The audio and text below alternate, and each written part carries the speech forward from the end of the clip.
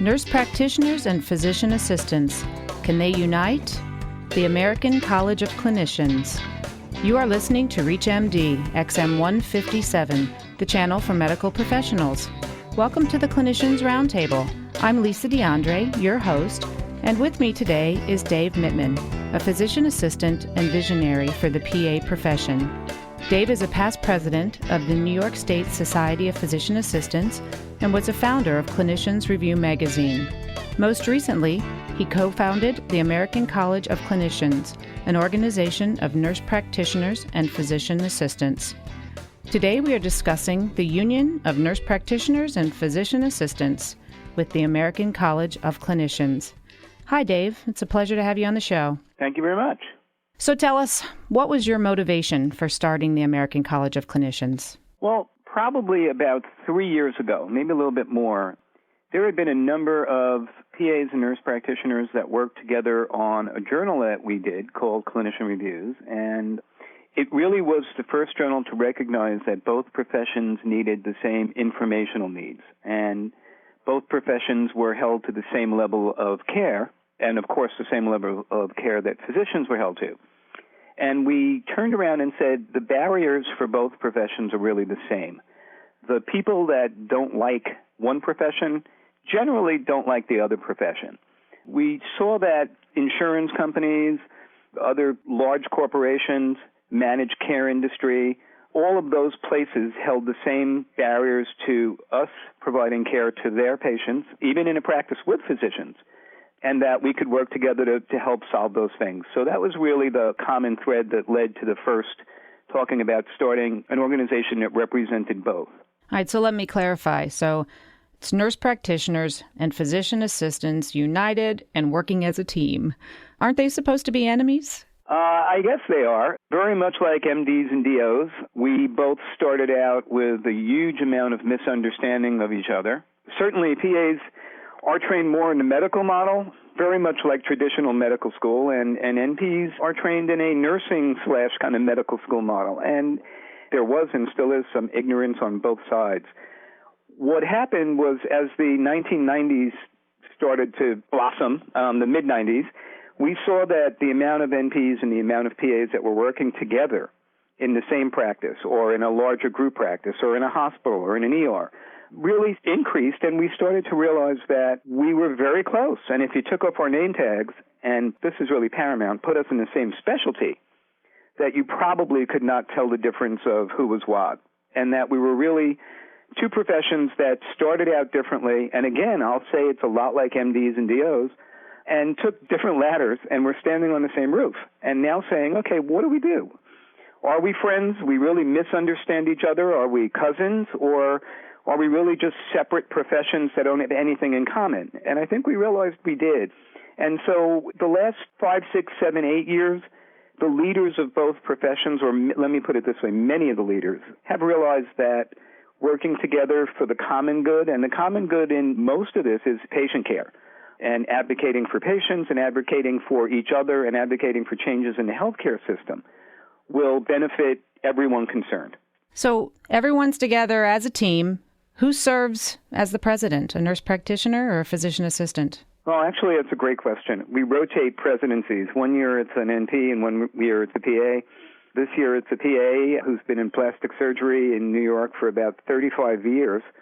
And in the middle of doing his cases and tummy tucks in the morning, he takes time out to run, our wonderful organization. And next year, it's a nurse practitioner who's been an educator and is still a clinician. And it's funny, the people on the board and a lot of people on committees, and we can extend that to many of our members, really don't see much of a difference anymore. And I'm just as enthused or more enthused about our NP president taking over, who's one of my oldest and really dearest friends, as I was about our PA president taking over. So I think we've kind of gotten past that.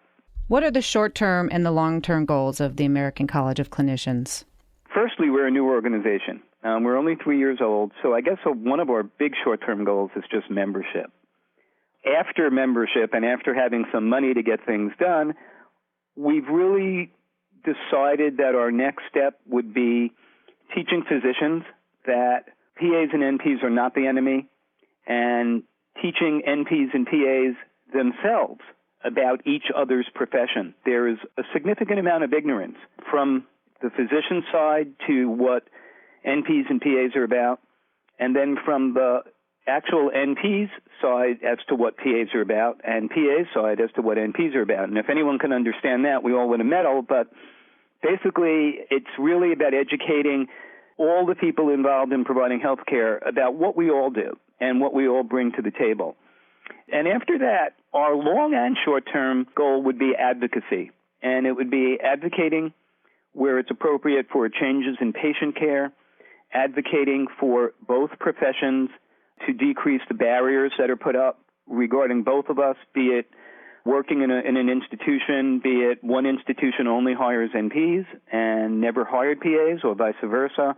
Physicians that are attacking us, which is something that's been going on recently in regard to the retail clinics. And so it's really advocacy would be our long-term goal, or largest long-term goal. And then there's just a whole bunch of other goals, from tracking of prescriptions to the only your doctor can TV ads, to postgraduate residencies that PAs tend to have and NPs don't, to setting up rotations and helping teach each other students, because rotations are hard to come by. And many of the programs, and it's the same with medical schools, are having problems getting really high-quality rotations. So could be any of those things in the future. If you're just joining us, you're listening to the Clinicians Roundtable on ReachMD XM 157, the channel for medical professionals. I'm Lisa Dandrea, your host, and with me today is Dave Mittman. Dave is a visionary for the PA profession and the co-founder of the American College of Clinicians, an organization of nurse practitioners and physician assistants. So one of your short-term goals was having a name that is recognized that represents both physician assistants and nurse practitioners. Can you tell us a little about that? Sure. The ACC believes, and I think most PAs and nurse practitioners believe, that we should be identified by our name, respective names. And that works, except that there are larger groups that, for some reason or another, need to call us by a combined name. We all remember, and I guess the most common one now is mid-level clinicians or mid-level providers. Before that, it was non-physician providers, physician extenders. I've heard physician substitutes. There's all kinds of strange names out there where people have tried to group both professions together with a single name. And we sat back and said, you know what, none of these names are acceptable to us. And in the evolution of our professions, it's time that we picked a name that at least we thought was positive. One was non-physician provider, and it's really hard to start out what you are with non as your first title in your name or combined name. Even mid-level, which is, to most people, and I think most physicians who hear it say, okay, that's good, that works, and it doesn't. And the real reason why is you don't want to start out, again, explaining why you're in the middle. Basically, the question's asked, who's on the bottom? And if you're taking care of my son or daughter today and they're really sick, why don't I have the person on top? And that may be another question for another day, but point being, for today, middle wasn't making it anymore. PAs and nurse practitioners can write orders.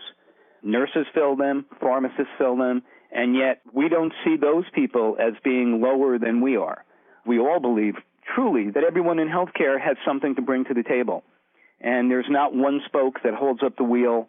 We are all good, and there's no low-level providers and mid-level providers and high-level providers. And I told the story once to a PA student who said, oh, no, definitely there are levels in healthcare. And I said, if your dad was laying in an ICU and he was dying, God forbid, and there was an RN there holding his hand and putting ice chips in his mouth and really talking to him and caring about him, she would be the highest level provider that you could find at that time. And I guess that's our attitude. So the name that we chose was Advanced Practice Clinician, APC. And basically, it comes off some of the nursing name of advanced practice nurses, and it was a little hard for PAs to get behind. But on the other hand, it starts out with something that says we're advanced. We're not physicians, but we're advanced. We do practice, and we're clinicians, and we're here to take care of you.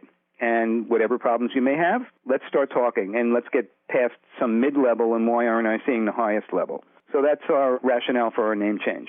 How can the listeners find out more about the American College of Clinicians? The easiest way to find out about us would be to go to our website. It's www.amcollege.org, and click on it, and there's everything from our position statements, of which we've taken a number that, in fact, no one else has taken on, to we had a really successful ad campaign to physicians with ads made up by a real ad agency, which was all done volunteer for us, and ran in 9 doctor journals and was actually seen by millions of eyeballs, not millions of different docs, but millions of eyeballs, and all of those ads are also on our website. So a lot of very interesting things can be found there.